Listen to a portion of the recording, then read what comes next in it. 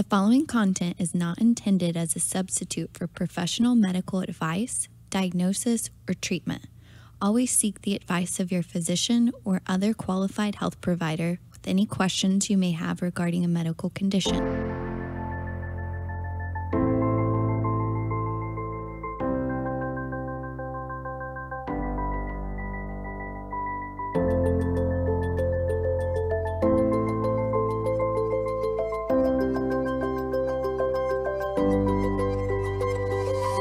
Hello, and welcome to the Everyday Therapy Podcast, where we discuss everyday relatable topics that help with your overall emotional wellness and well-being. Thanks for taking time to tune in with us, therapists. I'm Julianne Schroeder. And I'm JC Rader. And I'm Whitney. And this is our guest today, Noel Crane, and Baker now. She just got married. So, and we will be introducing her in a moment. But first, please, if you like our podcast, it is up on iTunes. So please subscribe, rate, and review. And yeah. Give us your feedback. Yeah. And we want to let you know that you can find us at White Rock Counseling in Dallas and Whitney's in San Antonio. And we can also do online services for the right types of clients. Yeah. So today we are so excited to talk about yoga as therapy. So yoga therapy, yoga as therapy, all of that jazz. And so we have Noel Baker here today. And I love everybody that we have on today because I've been a roommate with everyone here. So at some point in time, so it's super fun. And we all feel very comfortable with each other. So this will be a fun show today. But yeah, Noel, I love Noel's background because she got her degree at UT Austin in art. Is that right? Yes, Ceramics. in ceramics. Yeah. Highly qualified for many things. Yes. When I went to look for a job on the job posting, it was like military or organ player. That was the only art jobs that were posted. Okay, luckily you went to grad school. Luckily, my mom made me go to school. So Noel's also a licensed professional counselor and a registered yoga teacher, experienced registered yoga teacher, right? Educator. Educator. So she actually has her own teacher training here in Rockwall, and I love the focus of your teacher training. It's not only to be able to teach yoga, but also learn and dive into yourself and build self-awareness. Personal development. You can't really, or you shouldn't be able to go through teacher training and not have that. Yeah. It just happens. For sure. Yeah, if you go through a program and you don't get that, there's something wrong. Right. Definitely. Right. So super excited to have you here and just talk about one of our favorite topics, which is yoga. So we all went through teacher training, so we can all kind of speak to yoga, but definitely Noel trained both Julianne and Whitney. So yeah, it's exciting to have you here. I'm excited. This feels like our living room. Yeah, I think so. I posted a picture of our living room today. Okay, I wondered who did that. Yes, yeah. Perfect. Yeah. So, I guess we can just dive in. What is yoga? We see it culturally, on Instagram and people vacationing. I know I've done this, with your hand on your toe and About to fall off a cliff. a pretzel and all of that jazz. And all the handstands. Handstands, yes. Yeah, this might be a foot and mouth thing. So pinch me. Noel's really worried about I'm really worried about those kinds of I things. love her We foot preach mouth authenticity. Yeah, yes. I'm approachable. So So relatable. we It's not call just that poses. yoga porn. Yoga porn. Yeah, so that's not necessarily yoga. It's like yoga porn. So For sure. yoga, what is yoga? That's a question that It's a small question. small little detailed question. So for me, yoga is the art and science that eases suffering. So it's both of those things. There's a system we can follow with the 8 limbs of yoga and the classical formula in the text in the Yoga Sutras. But then also there's a lot of art to it. And so when I train teachers and when I think about teaching my own classes, you can give people the nuts and bolts, but if you don't have intuition, it's going to be hard to teach. There's a big piece of that. And so within yoga, we talk about self-study, and that's part of the limbs. And this self-study is really what gets you to that point of being a teacher versus just like a yoga leader. So moral of the story, yoga is to ease suffering. A lot of people love that. Yeah, and that's it. It should be a hashtag. Yoga is to ease suffering. That is it. Like, it's not Yoga an equals- Instagram photo. It's not. I don't. Well, I a don't lot know. of times it seems like yoga just equals exercise. It's another exercise class at a gym. Yes. Absolutely. And for some people, that is easing their suffering. But if it stops there, then eventually something's going to happen in your life where the physical body is not going to be all that's hurting, right? Like, we have to start looking at the mind and the heart and the soul, because we can have suffering in all of those areas. And with the right kind of yoga, we can hit all of those. Yeah. Yoga, integration, union, right? So you need all of that. Absolutely. Yeah. A lot of people will define it as yoga means to yoke, and I was like thinking of ox, and that's hard for me to approach. But if you think about it, it's yoking together the mind and the body and the soul, the breath and it's connecting. That's really what it is. And that's such a part of suffering, is that disconnection. Absolutely. From Absolutely. Feeling some kind of pain and like disconnecting from your body, like only thinking about it, or like only focusing on the body. Yeah, being disconnected from other people, like that's painful, but then also being disconnected from yourself, that's extremely painful.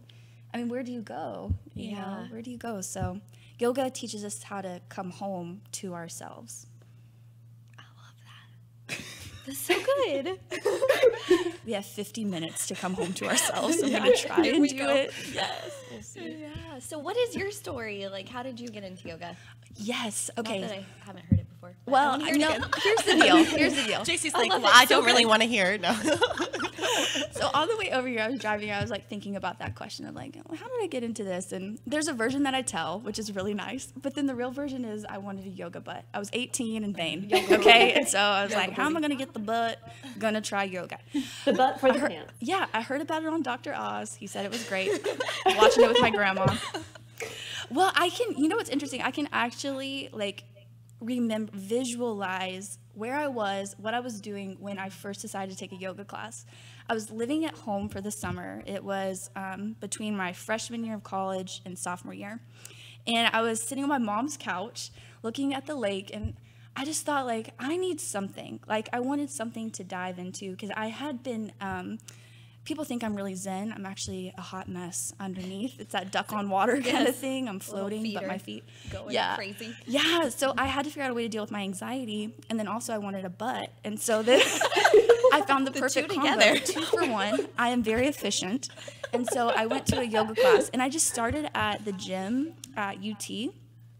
And luckily, they had some really cool instructors.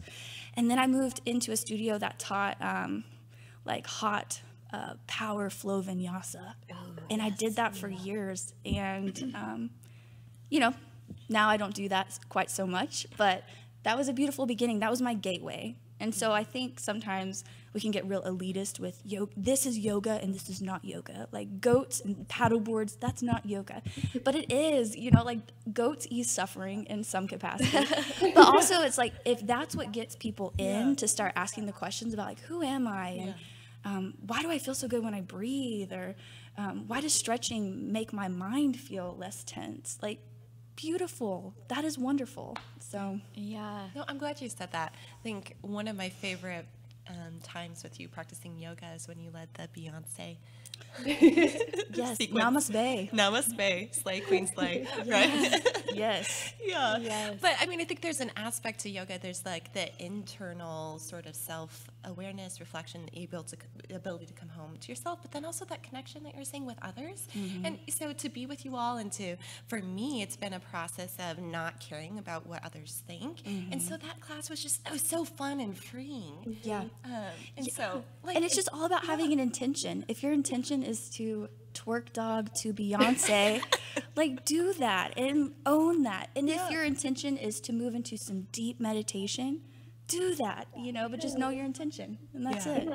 I mean, it's great that the gateway to yoga can be a very fun, carefree thing. I think that it has to be, because I've had periods of time to where I felt like really disconnected from yoga, but and also really uncentered from it too. And I lack that fun piece of it, or remembering to keep it enjoyable also.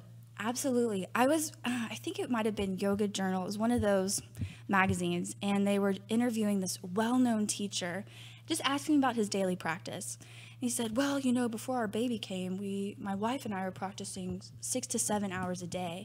And I think if that is your dharma, like if that is your blueprint and you are living that out in the world, that's beautiful. For me, that's not so much, that's not approachable, like it's not realistic for my life.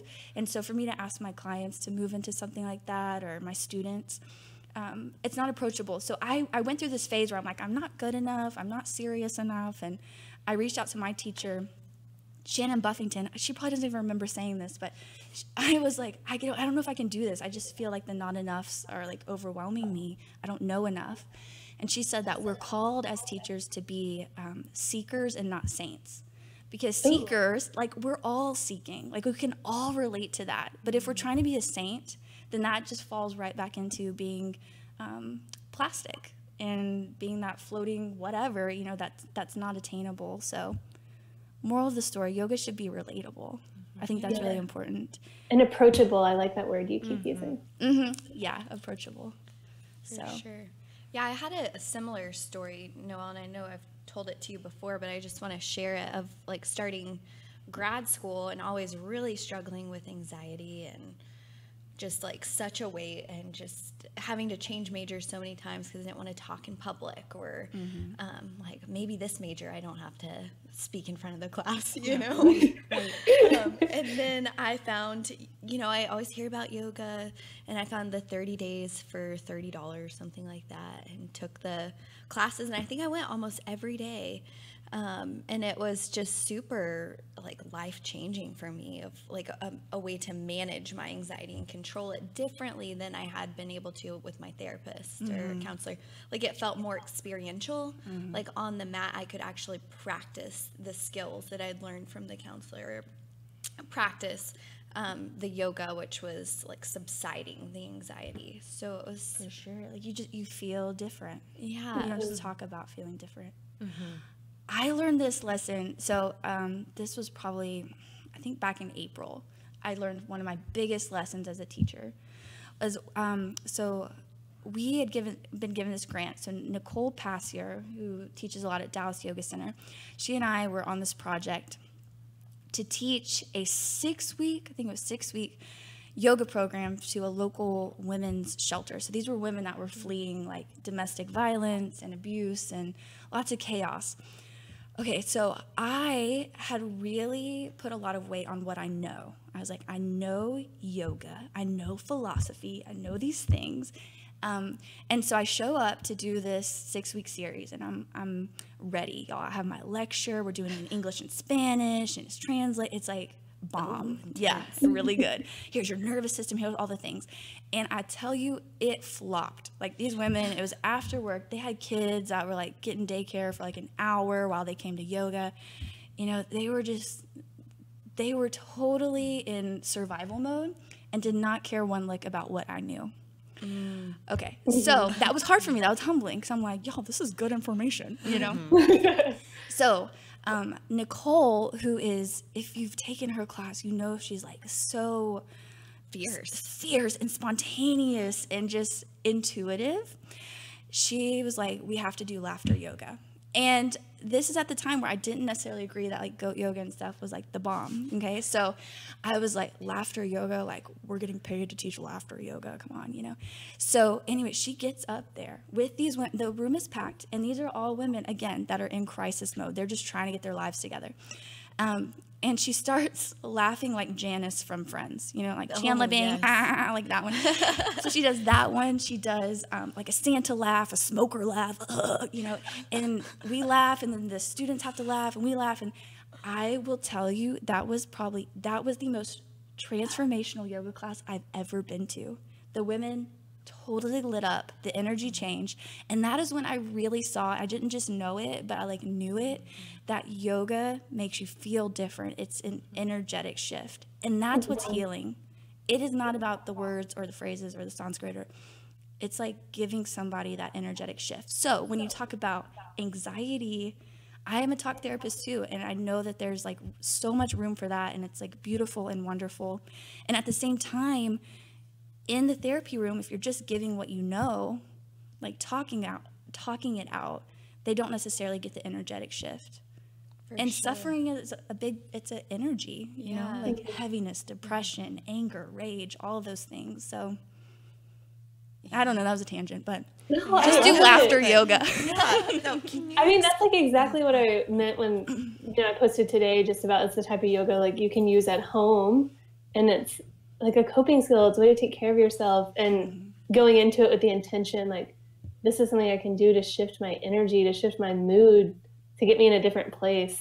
That's when it's like really powerful. Right. That's it's when just having yoga. The intention. Mm-hmm. Yeah. And taking space and time to do that. Mm-hmm. Absolutely. I was talking with a colleague this summer, and I was like, are you pissed off? Like, it's hot. She was like, yeah, I'm pissed off. And, you know, we're like drinking coffee at like 4, you know, all buzzing. And Laura Cohen. Oh. So she was on her podcast. I love you. I love you, Laura. So, you know, we were talking about this, and I just asked her, I was like, what does your practice look like? And she said, honestly, I just wake up in the morning and I sit up and I take a few deep breaths, and then I just go on with my day. And that is the practice. Yeah, it doesn't have to be an hour long. You go to the studio, ends up being 2 hours driving there. It can be 5 minutes of breathing, of movement, being in your body. I tell clients, like, go take a bathroom break and sit in the stall and do your breathing. Like, no one should bother you in the bathroom stall while you're doing your breathing. You know, you don't have to talk. Yeah. Boundaries are bad if they are. Boundaries are bad. Let's talk about your workplace.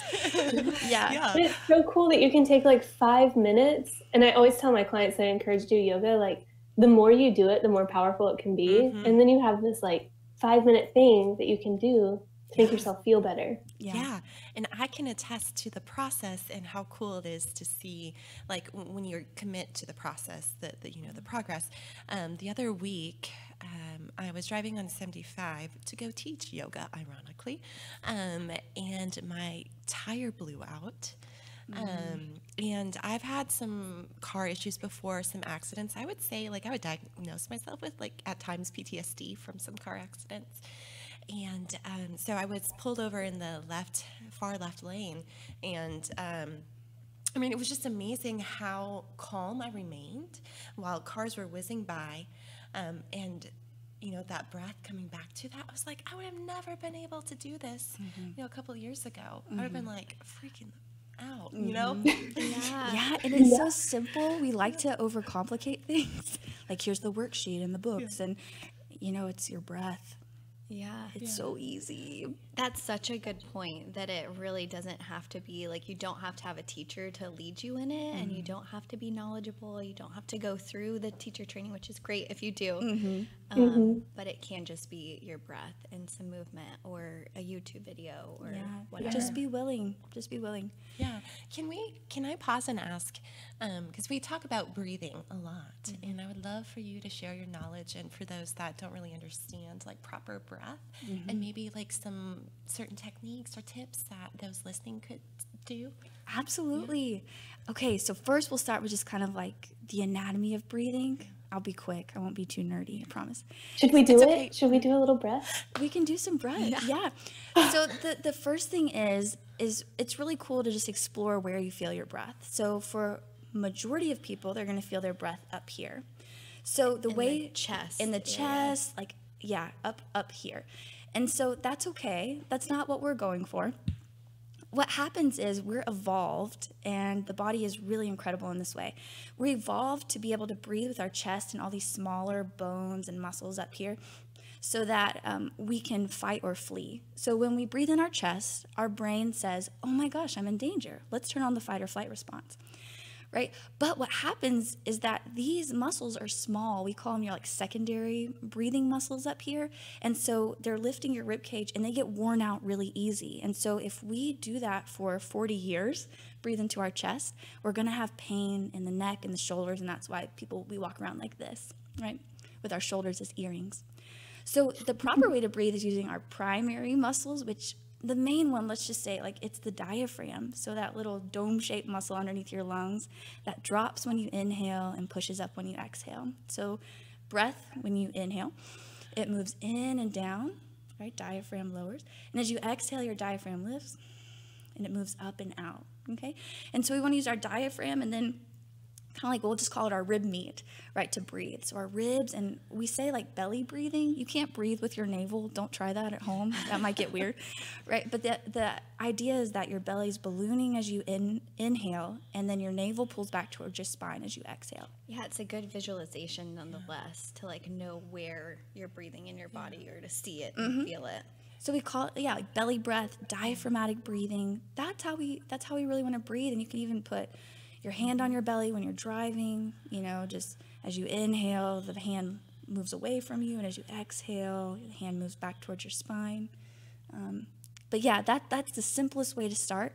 And what that does, like, not to get, again, too like nerdy, it signals to your brain of like, oh, we can turn off the fight or flight response. Well, let's get a little nerdy. Let's talk about the nervous system in yoga. Yeah. No, because I think, for some people, like when they hear about yoga and all the woo-woo, like they're like so turned off. So it's okay to appeal to logic. I mean, there is, right? We need to kind of bring together thought and feeling. But yeah. Absolutely, yeah. So you have two sides to your nervous system. This is like very broad and basic, right? But we have the sympathetic, which is your fight or flight, and then the parasympathetic, which is your rest and digest. Whitney and Julian, y'all could probably like beat. Oh, yes. Yes. Yeah. How many times have I said that? I know. Yeah. In the training, we beat that one really hard. Okay. Yeah.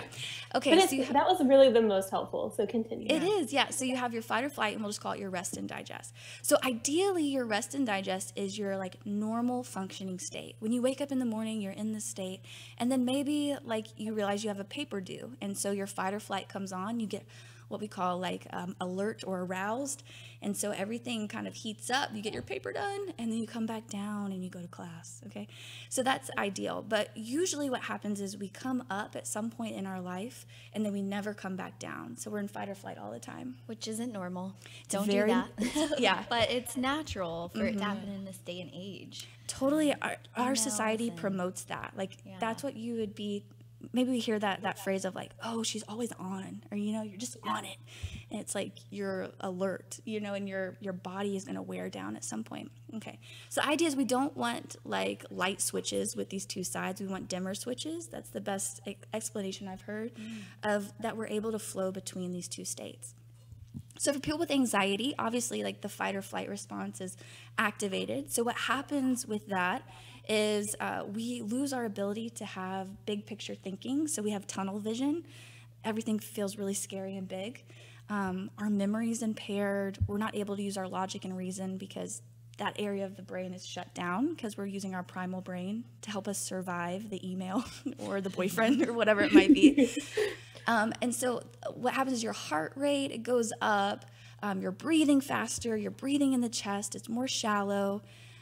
We're not sleeping because we need to be alert. And then what's interesting to me is that the blood, it rushes to our limbs so we can run or we can fight. And so we stop digesting because we ain't got time for that. We're trying to survive, right? So people that have anxiety or high stress levels typically also have IBS, right? When really it's just their stress response. Yeah. So on the flip side, with the parasympathetic, so your rest and digest, it's kind of just everything's opposite. Our heart rate goes down. We're breathing slower and more deeply. We're able to have logic and reason in our decision making. We have big picture thinking. You're able to sleep. You're able to digest. So everything's working as it should.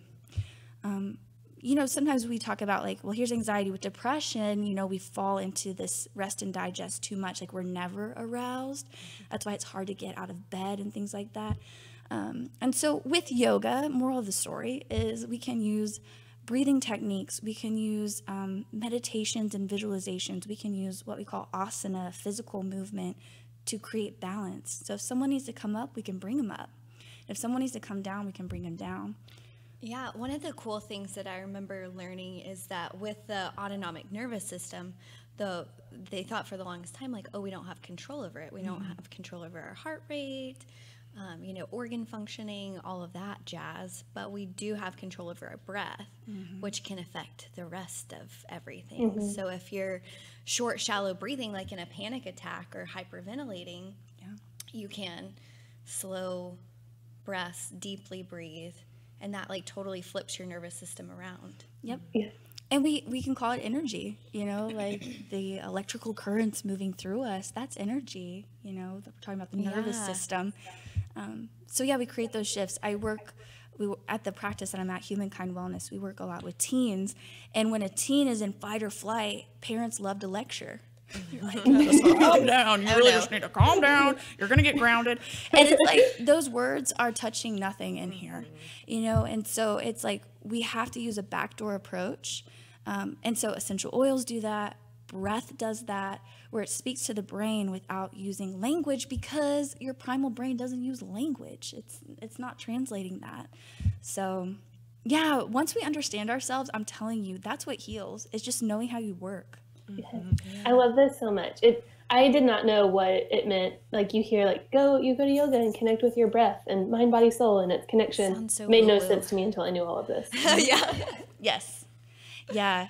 I recently found out about this, and I don't have the study to cite it, so forgive me, but they found like with yoga practitioners, they have higher levels of GABA in their brain, which is a neurotransmitter, and that those that have mood disorders or anxiety disorders, they have low levels of GABA.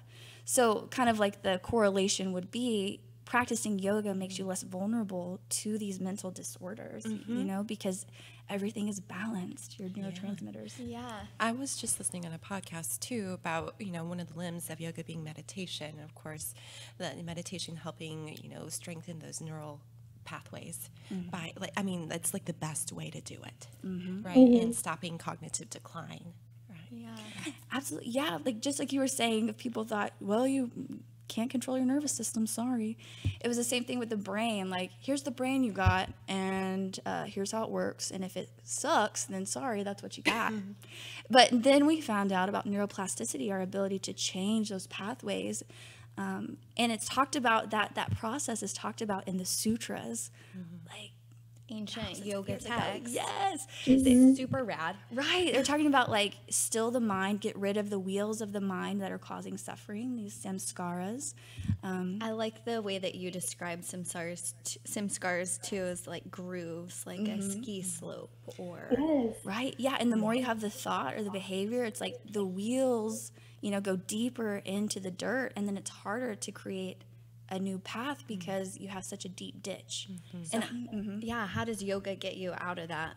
Right. So what yoga does is the idea is like we're easing suffering by stilling the mind. So we get out of the mental chatter and we have space to start really implanting these positive new pathways. Like, for example, in yoga, hopefully you don't leave with the pathway like, I'm not good enough, I'm not good enough, I'm not good. Like, I'll talk about my experience this morning. We talked about that, like yoga shame, for sure. Yeah. But the idea is that you transcend just these like lower thoughts and are able to say, okay, what do I know to be true about myself? My true nature is peaceful. I am peaceful. I am good. I am enough. Yeah. And I think too, for me with the samskaras of like old patterns that aren't helpful or bad habits, is having, with mindfulness and yoga, having some space in order to like review, and instead of reacting immediately and doing the same thing over, like I can pause and choose a new, I can respond to something. Yeah. It's that reacting versus responding. Yeah, like the short route versus the long route. Short route is input comes in like an experience or sensory input, and then we automatically are just like ignited, right? Like aroused, like, I'm mad about this. Like I think about politics a lot. And with yoga, we start to learn the art of like the long route, where input comes in and then we have time to process it and sit with it. One cool thing about yoga is that it doesn't, like the philosophy of it, it doesn't ask that you add anything to yourself. It asks that you practice, which that's important. But our true natures are good and whole and pure. And what happens is that life just kind of covers it up. Like certain things in our life cover it up. And so throughout our practice of movement and meditation and breath work, what we're doing is like peeling back the onion. I think of Donkey from Shrek. It's like we're just peeling back the layers so that our true nature is exposed. And our true nature doesn't have these negative, hateful, unkind samskaras. Our true nature is good. So when we live out of that, when we're able to tap into that on a daily basis, your life changes. Like you change. Yeah. I think that's so important for like making it like approachable too. Like this is a place where you can like come and sit and be with yourself and try to like get some space and time away from those layers that are causing you suffering versus the like, oh, I need to be better at yoga.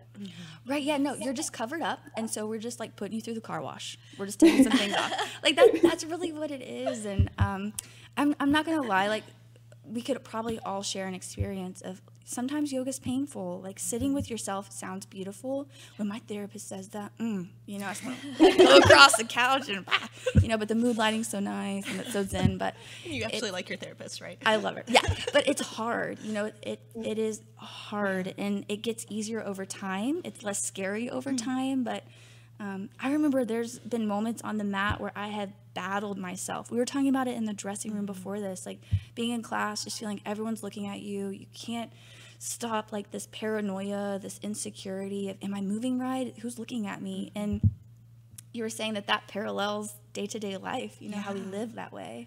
Yeah, and no matter how much you practice, I think it's important to know that nobody's ever going to truly reach enlightenment and this idea that, okay, you're going to be fully transcend yourself all the time. So, I mean, I think it was a humbling experience for me this morning when I was in a group practice, but it made sense that I, with those that I especially want to please, and there was a mentor in the room, I just felt incredibly insecure and like so focused on doing it right in order to please. And yes, I've done some work on that, but it still comes up. And so what I think is also beautiful about yoga is the reminder that, we can practice this compassion towards ourselves when we're not our best selves. Yeah, like everything is okay. And it's a process. Yeah. And you're tapping in and tapping out, and you're making a couple steps forward and maybe a couple steps back sometimes. Totally. Yeah. Well, yeah. Yeah. Steps back. Forwards and back. And that is the practice. It's not about like how many sun salutations you can do. Like that's the practice, is being able to accept and be with yourself. And that spills over into day-to-day life. It's like beyond the mat.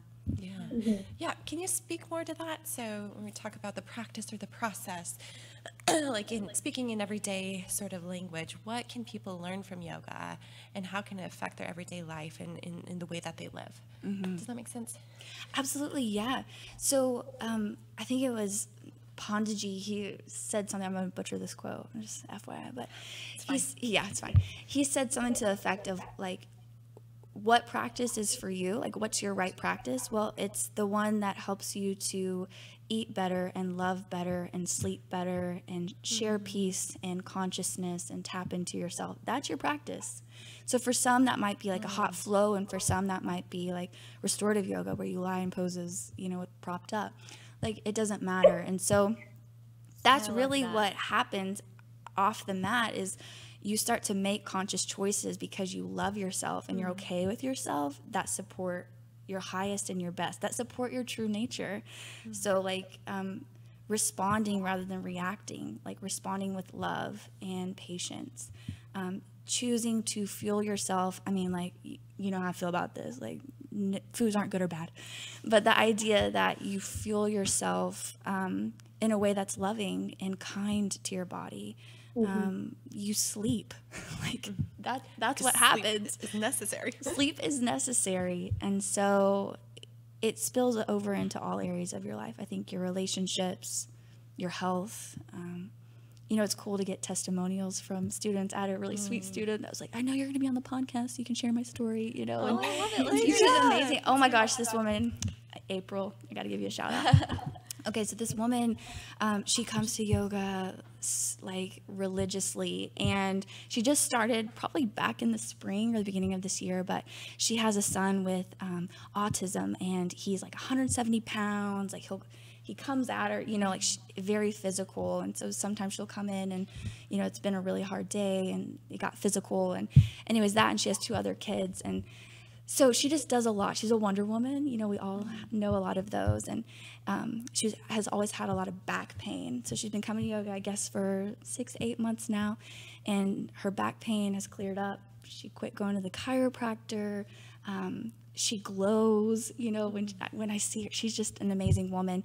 But she had some recent health things with her dad as well, and she said that she was amazed. A lot going on. Yes, she was amazed at how she was able to not lose her ish. Like things were just okay, and she was just able to meet things as they came. And acceptance, yeah. And so I wish I had, like, she typed out a whole message, but it's just been amazing to see, like, the transformation off the mat for her, and how she's become such a part of the community that we have out in Rockwall with our yoga studio. So that's just one example. I mean, another woman, she started going to the bathroom, and that was her testimony. Like, I'm no longer constipated. And I'm like, preach, girl. I am so happy for you. We are easing suffering. So that's what it looks like. You are able to love those around you more because you can go to the bathroom. Yeah. In a sense of, like, with April's response, like, of equanimity, just like an even keeledness to life. Yeah. To where you're not super affected and high or super low at any point, even whenever there's a lot of overwhelming stuff going on with her. Absolutely. Yeah. And what I see with her so much is, like, she doesn't ask that things are different. Like, she's never like, why me? Or why did this happen? Or if only I'd done this. It's very much of, like, meeting things as they come. And I don't know where I heard this, but someone said that their practice looked like this. You know, when life got hard, they just go, and this, and this, and this. Rather than, like, what? WTF, you know, and, like, that resistance. So mindfulness is a beautiful practice for that, but, like, letting go of the clinging of wanting things to be different. That's suffering, really. Yeah. When you're not able to accept I just that. like how yoga supports, like, the practice of that. Like, yoga is the practice. Like, you have a time to come meet yourself on the mat and address yourself then and there. That's, like, the formal practice. And then you take it off the mat. Right. Yeah. Yeah. And this. Letting go of expectations and attachments. Absolutely. I feel like that does create happiness. It does, yeah, because, like, attachment is the root of all suffering. You know, that's what someone said, maybe like Buddha. I should know my quotes. But attachment is the root of all suffering. If you think about it, that's kind of true. Attachment to wanting ourselves to be a certain way, wanting others to be a certain way, wanting the world to be a certain way. And when it doesn't end up that way, you know, we're anxious, we're depressed, we're mad, we're sad, we're all of these things. So, and yoga is such a practice of letting go of those expectations and letting go of what you can't do if you can't touch your toes. That's okay. Right. You show Yeah. I love when teachers throw that in, like, maybe this is your pose for the day, or maybe one side feels different than the other, and that's okay. Yeah. Absolutely. I think for all of us, like, as we're talking here today, like, yoga is such a mental practice for us. Like, we're just using the body to be able to learn these mental things is what I'm hearing. Yes. Oh, yeah. I mean, if you want to keep it at just your body and get the yoga butt, just know you can stop now. You know, but once you know it, beyond that, you can't unknow it. So, yeah, the mental part is difficult at times, but then it's also so empowering when you're able to realize that you're not just a slave to your mind. Like, you actually have control. Yeah. Or you have, some ability to affect the way you feel. Yeah. Well, and it is like the body too. I probably got this from you, Noel, but, like, emotions in our body. Like, we do different postures, like opening your heart, or being, like, quiet and calm on the ground, or, like, releasing tension from your body. Like, all of these things move emotions, like, up and out. Yeah. I've had students, like, bawl their eyes out in pigeon pose when we're opening our hips, you know, because we store so much tension there as women, and that's normal and okay. Yeah. Emotion is energy in motion. I don't know who said that either, but it was good. Right? I love you. That's true. You, like, release tension from your body, and then your emotions come up. Right. Because we do hold emotions in our body. Yeah. If you ask anyone, like, where do you feel sadness? You know, it's in your throat and behind your eyes and in your heart. And where do you feel anger? It's, like, in your chest, and everyone has like these similar experiences of where emotions are. It's in there. They're in there. Yeah. Laura Cohn, she was also one that taught me, because sometimes during the teacher training, people would have experiences like this memory flashed up in meditation, or I felt this, or I saw this color, or you don't always have to make sense of it. Like, I feel like sometimes we drive ourselves crazy. Like, what did that mean? And sometimes it's an emotion flushing. And so hopefully in your yoga class or your practice, you give yourself space for that of, okay, and this, right? It came up, and then you don't have to always explain everything. Which is nice. It's so validating. It just goes back to the mental practice, like validating your own experience and your feelings. Yeah. Whereas, I mean, talk therapy, I think there's the element of wanting to figure out the why, right? And kind of a focus on that. That's why I love complementing or adding to talk therapy with yoga, knowing that we don't always have to find the answer. We let it happen without judgment, right? Absolutely. And so with that, I don't know, and feel free, JC or Whitney, if you want to turn the conversation a different way, but I wondered if it would be helpful for us to talk about how like yoga therapy may look a little bit differently than, say, a studio class. I don't know. Do we want to get into that or no? I think that you bring up a good point of like there's so many different types of yoga, and I think a lot of people get confused of like which one should I try? What's good for me? Like there's yin and ashtanga and there's vinyasa and Absolutely. I don't even know. There's probably 100,000 different more, right? Yeah. And so I don't know. I think that most types of yoga are good. Like you can still get that like process, that physical process of releasing emotions and equanimity and being in your body and all those great things. But yeah, having yoga, fun, being social, having fun. community. Yes, thank you, Whitney. And also, yoga therapy is a little bit different from Ashtanga, which is a very physical practice, or Yin, a very restorative stretch practice. So how is it different? Let's talk about that. This is a can of worms. So the deal is like yoga therapy and yoga therapist. So you have to go through a certain accreditation and a certain program to be considered a yoga therapist. So I'm not a yoga therapist. I just so happen to be a yoga teacher and a therapist. Okay. And so, so traditionally with yoga therapy, what it looked like is a lot of physical therapy. So I come in for a bad back and I do yoga therapy with a yoga therapist to heal my bad back or my blown out knee or whatever it might be. Well, what we're finding, and as we're talking about like the science behind it, is that yoga is so complementary and powerful when we combine it with mental health therapy. So really there hasn't been like a specific designation for that when we're working with mental conditions like anxiety and depression and all that falls underneath that. Those are just two big umbrellas. So with yoga therapy, what it looks like is traditionally, I mean, I've worked both with group classes and then individual clients. I like working with individual clients when I'm doing this style of yoga, but really what it is it's dynamic movement that's focused on the breath, and we do specific breathing patterns and practices to either energize or calm the nervous system down.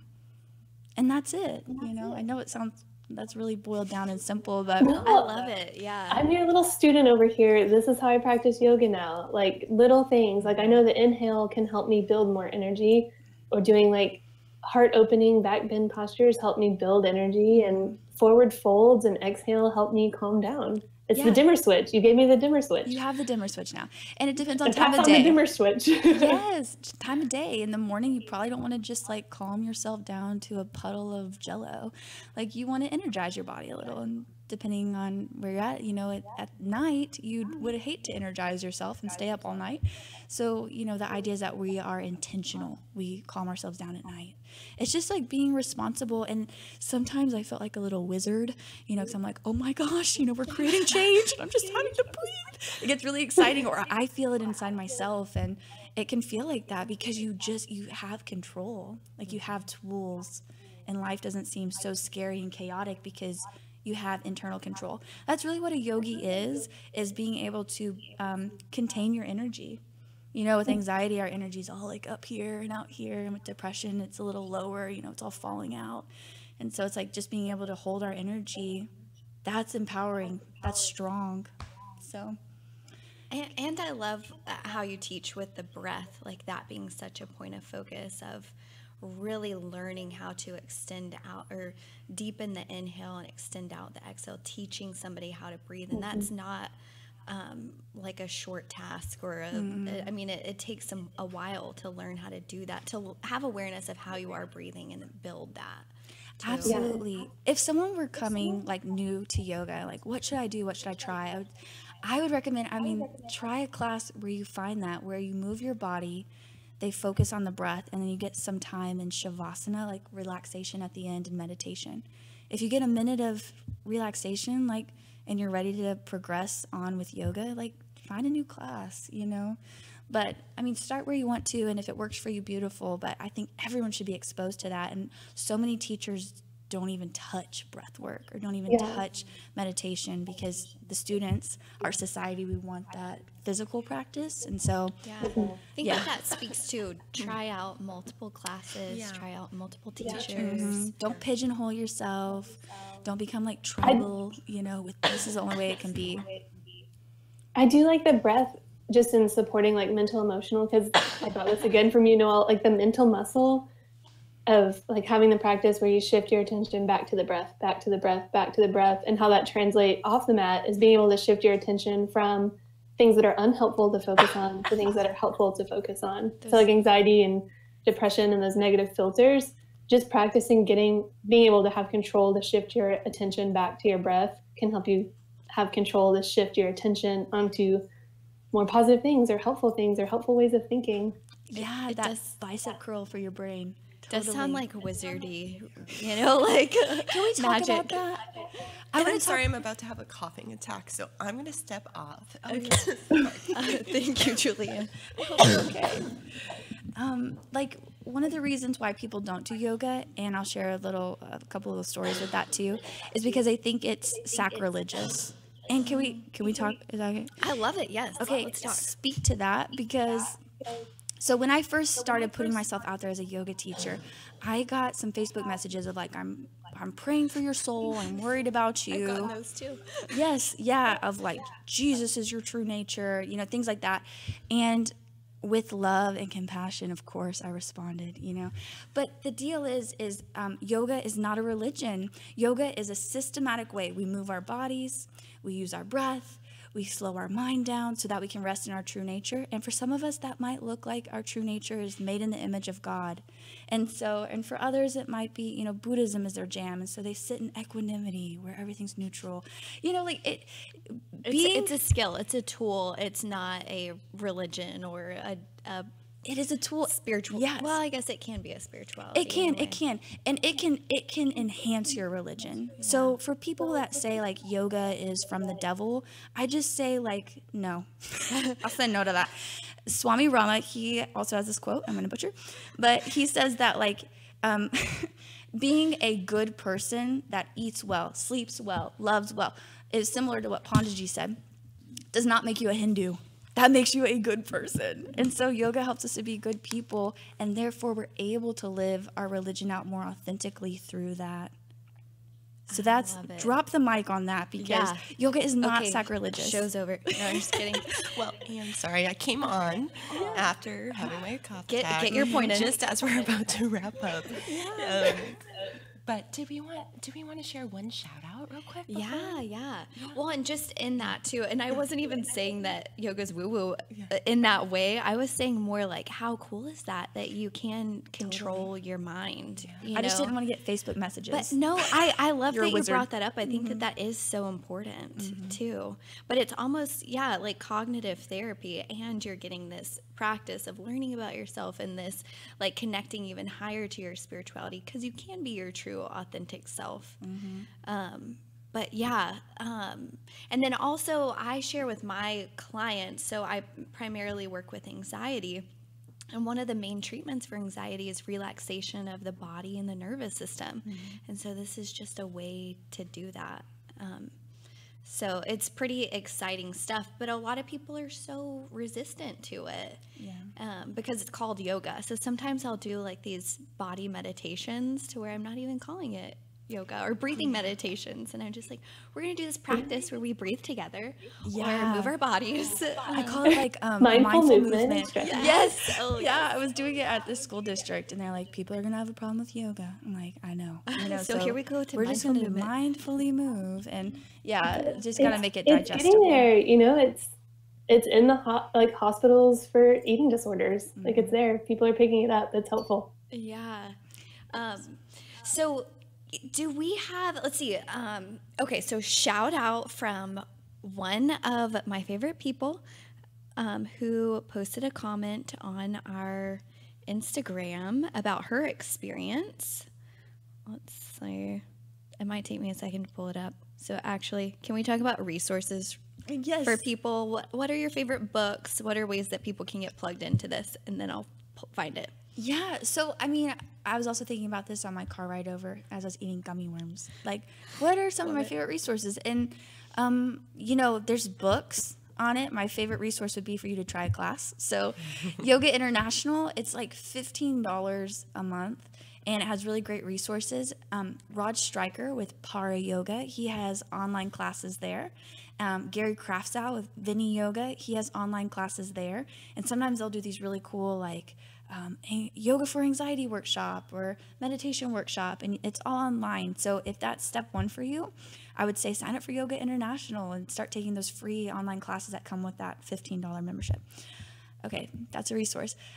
Yoga for Wellness and Yoga for Transformation by Gary Kraftsow. It helped me to understand how yoga worked with the brain and using the breath. And he's a master. He just does such a good job at making it approachable. He also has some DVDs like Yoga for Anxiety, Yoga for Depression. And he does short lectures in the beginning that talks about the science and the art of yoga. Yes, those are great resources. I love those. But really, just giving it a try and feeling it, like I think that would be proof enough. With yoga, we take your experience as truth. Like we don't have to have all the science and data, you know, to take it as truth. And so let your experience speak for you. Yeah. I'm trying to think of any other resources. One of my favorites is Yoga with Adriene, and I love how she's got a huge following on YouTube, but I love how she is very authentic and very much like feel your own body and pay attention to what's going on with you and do what feels good. And that's on YouTube. Like that's so accessible. Yeah. So I don't know. Do y'all have any other resources? Can I do some plugs? Yeah, plug us in, girl. Where can we find you at? Okay, well, I was going to say, if you want some good training, Shannon Buffington in Carrollton, shannonbuffingtonyoga.com, I think. I teach one out at HumanKind Wellness in Rockwall. And then the Lispy School here in Dallas, they also teach really solid yoga. And so you can find them at lifeology.com, and it's called the Lispy School. So if you really want to like dive into like in-depth studies, I would say those three would be great resources. Yeah, and feel free to reach out to us and we can hook you up with some more resources. What are y'all's favorite books or things? Sorry. You listed mine. Yeah, you listed Yeah, them all. those I also love like yoga with Adriene is really like practical on the go. Yeah. So let's go ahead and transition to our Let's Chat section and hear Monica's comment. I just want to see the graphics. Okay, so this is from Monica Gerber, and she said yoga has been the single most impactful practice in connecting with and loving my body and myself. I'm so excited you're talking about this and to see the growing momentum of support for the dynamic and diverse healing practices that fall within yoga. So thank you, Monica, for your shout. Also from Noel, it's like yoga can be that thing that you engage with your body and feel good afterwards. Yes, a corrective experience for your body. If you are not feeling your body, go try a yoga class. Yeah. It'll show you how good you're meant to feel. Yeah. And so we all teach individual private sessions and group sessions at White Rock Counseling and Super Yoga Palace. You can connect with us there, and then you can find Noel at HumanKind Wellness for therapy. Therapy, yoga, mindfulness training. So it's humankindtx.com. Yes, so check us out. We're also on Facebook. Yes. And please, again, rate, review us, give us some feedback on our podcast on iTunes. And we'll see you guys next week for intuitive eating. Super excited for that. Cool. Yes. Good. Oh my goodness, I can't. I'm losing my words, but take good care of yourselves. Yes. Right. Thanks, guys. Namaste.